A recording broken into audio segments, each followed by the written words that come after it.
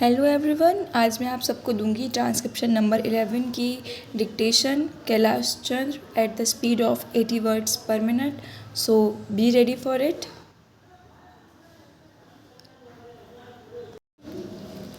Start.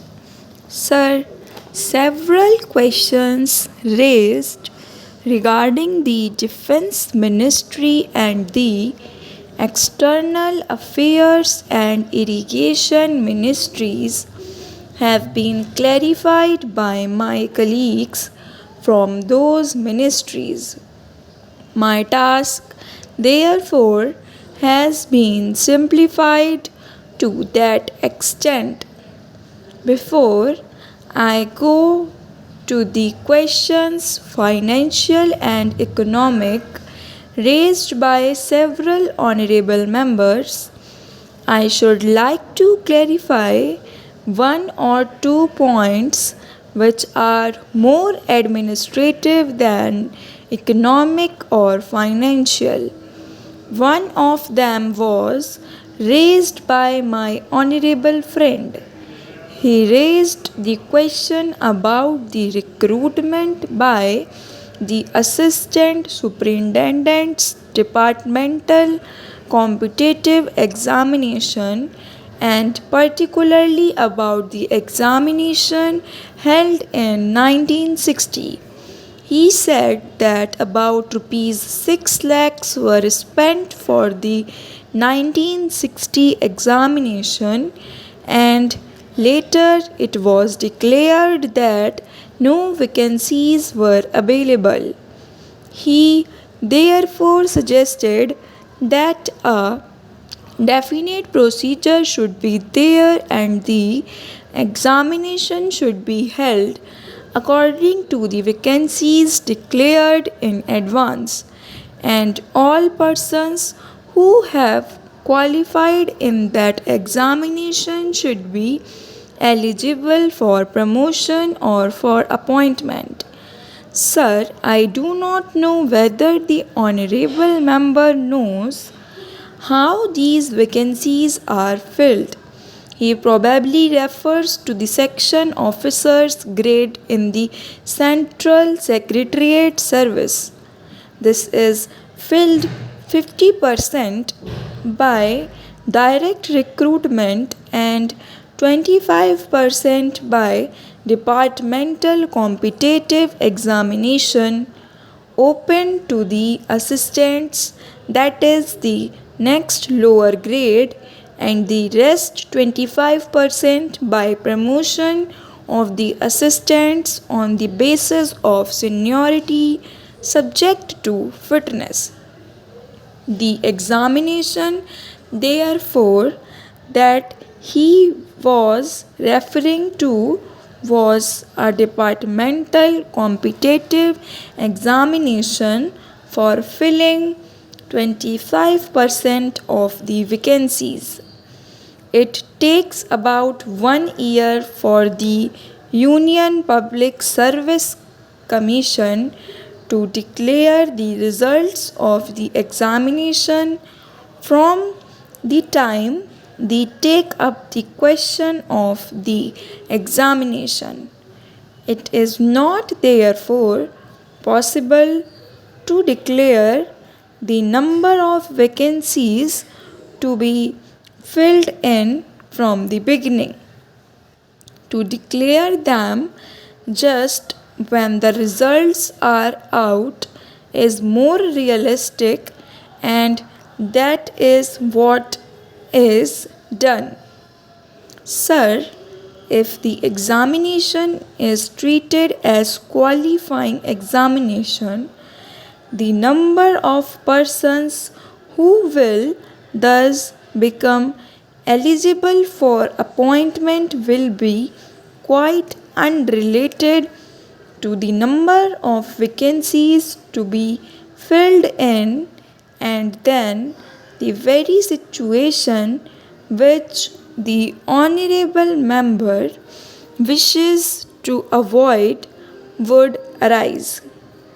It would not then be possible to hold any of the examinations at regular intervals, and promotions against this quota would become very fitful. The honorable member also suggested that the rules for recruitment and promotion, etc., should be uniform for all ministries, whether participating in the Central Secretariat Service scheme or not. It must be, and this is so, except for the Ministry of External Affairs and the Railways. These have different rules, but these rules are very much similar and there is not much difference. But because these persons are recruited for different purposes and by different agencies, they are separate. Therefore, his purpose in saying that there should be uniformity is almost carried out. The only difference is that the Ministry of Home Affairs does not control the services in these two ministries.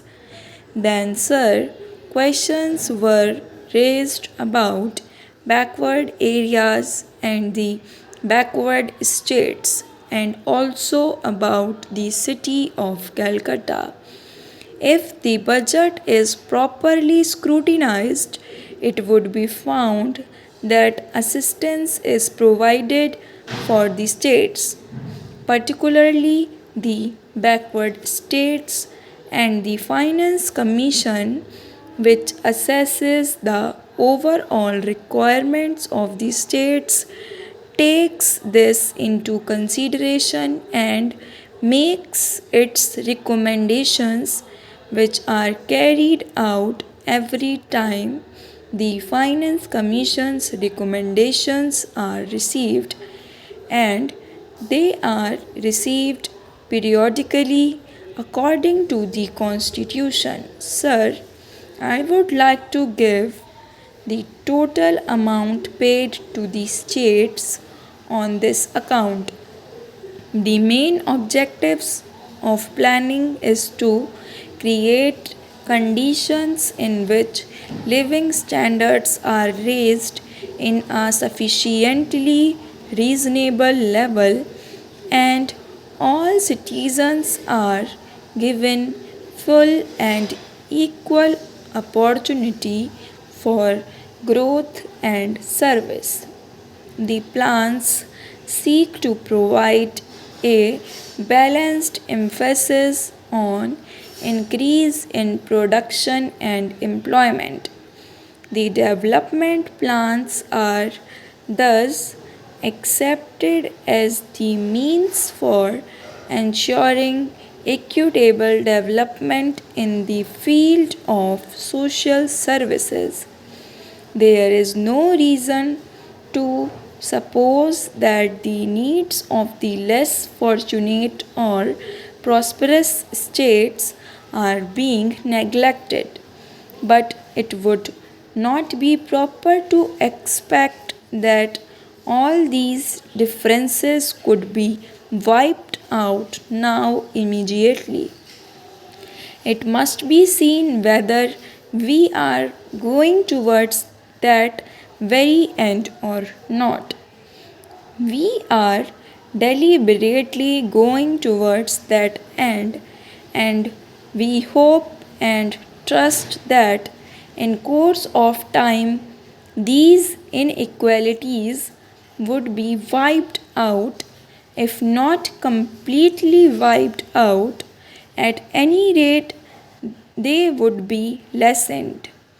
My honorable friend complained about inadequate provision included in the plan for meeting the growing requirements of the city of Calcutta, where even the basic services like water supply, sewage disposal, and drainage were not being augmented, and that the central government was not enthusiastic about solving these difficulties. Stop.